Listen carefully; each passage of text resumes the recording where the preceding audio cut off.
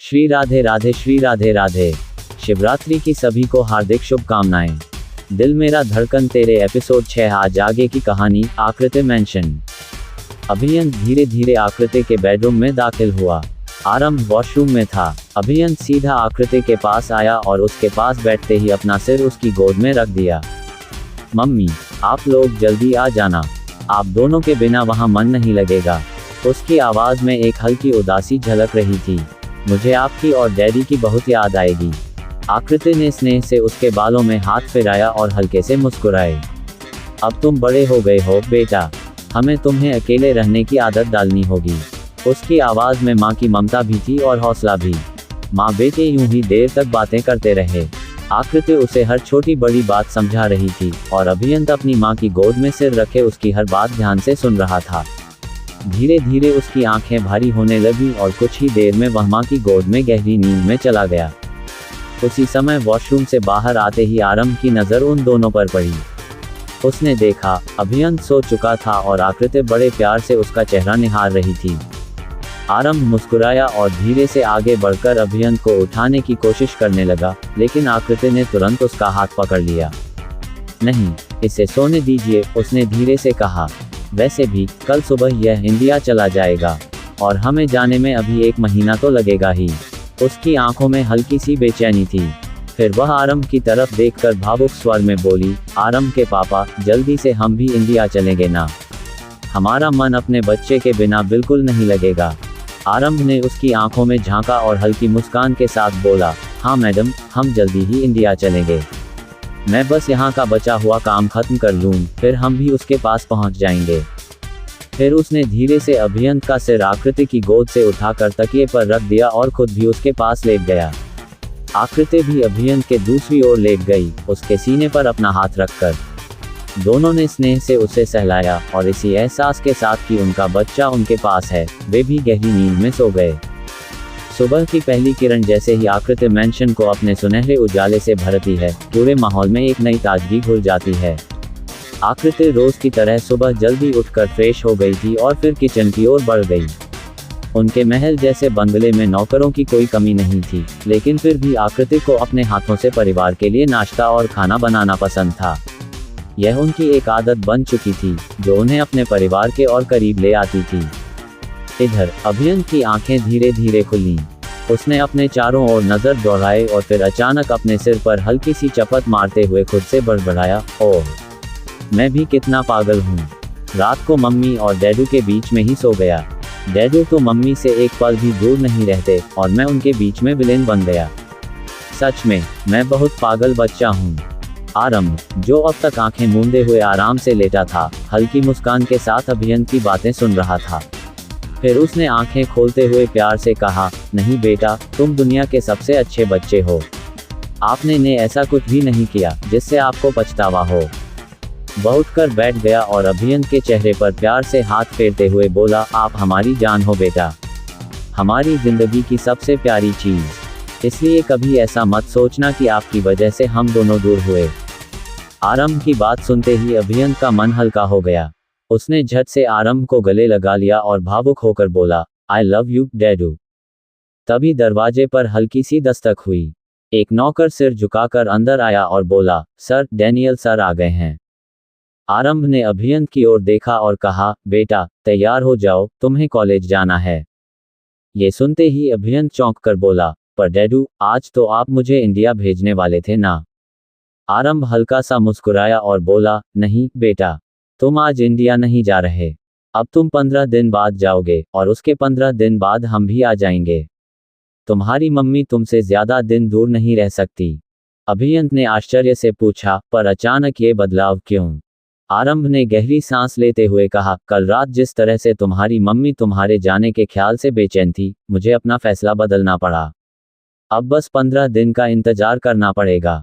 तुम्हारे मामा और बुआ तुम्हें देखने के लिए बहुत बेताब हैं, इसलिए तुम्हें भेजना तो पड़ेगा, लेकिन अभी नहीं।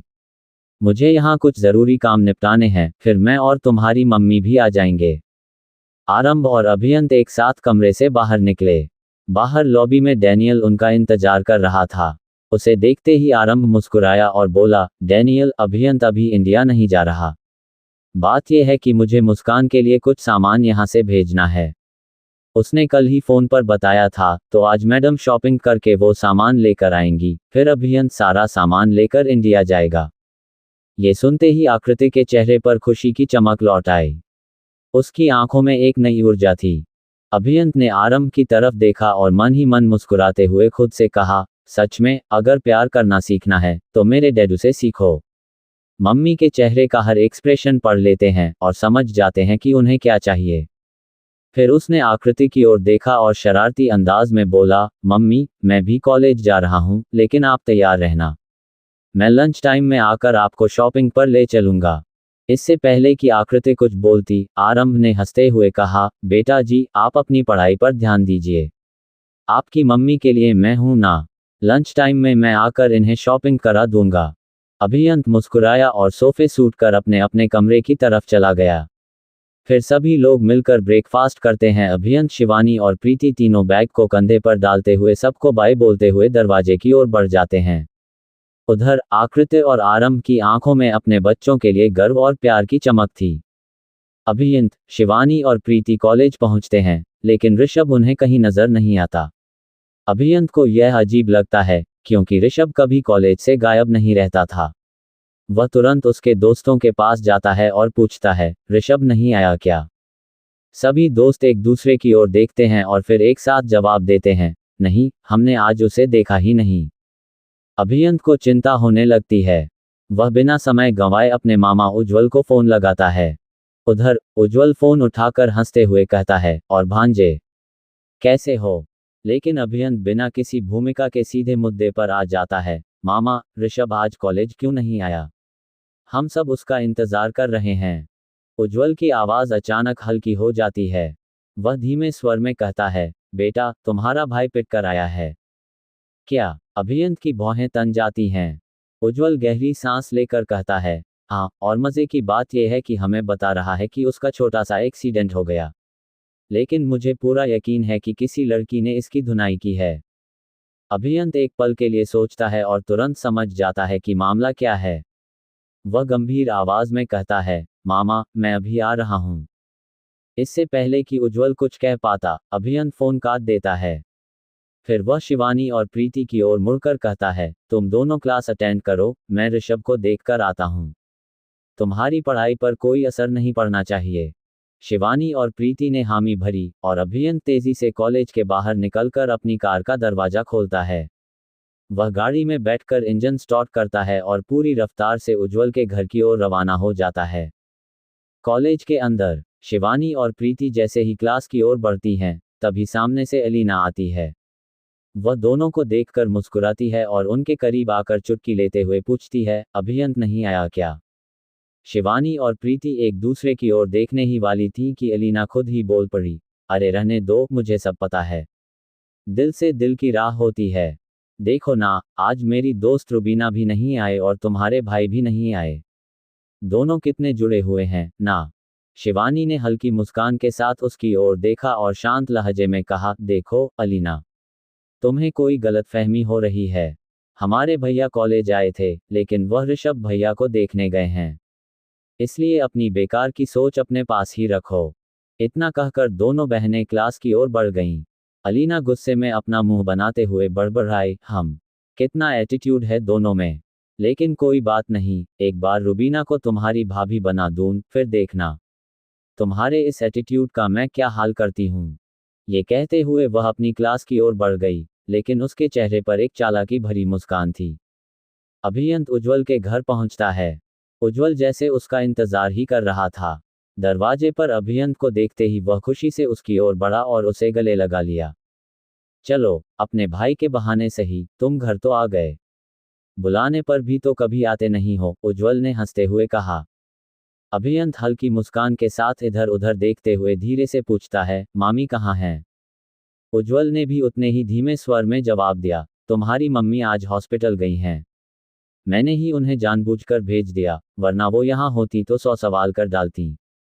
और अगर उन्हें सच पता चलता कि ऋषभ की आधी पिटाई किसी लड़की ने की है, तो बाकी आधी पिटाई रिद्धिमा कर देती। अभियंत समझ गया था कि उज्जवल की चिंता सही थी।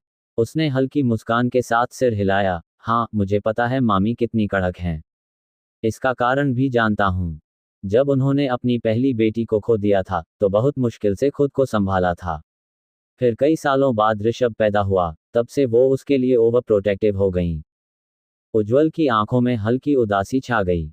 लेकिन अभियंत ने माहौल हल्का करने के लिए मजाकिया लहजे में कहा, चलो मामा, जरा अपने छोटे भाई के हालचाल तो पूछें। देखूं, उसकी इतनी धुनाई कैसे हुई। हालांकि अंदर ही अंदर अभियंत बहुत गुस्से में था कि किसी ने ऋषभ को इस तरह चोट पहुंचाई, लेकिन वह उज्ज्वल को परेशान नहीं करना चाहता था। उसकी यह कोशिश रंग लाई। उज्ज्वल के चेहरे की उदासी गायब हो गई और उसकी जगह एक लंबी मुस्कान ने ले ली। चलो देखते हैं, उज्ज्वल ने मुस्कुराते हुए कहा और दोनों ऋषभ के कमरे की तरफ बढ़ गए। अब सवाल यह है कि ऋषभ की पिटाई कैसे हुई और किसने की, और सबसे जरूरी, अब अभियंत क्या करने वाला है। जानने के लिए देखते रहिए एक दिल धड़काने वाली लव स्टोरी, दिल मेरा धड़कन तेरे सीजन 2, सिर्फ आपके पसंदीदा YouTube चैनल पर।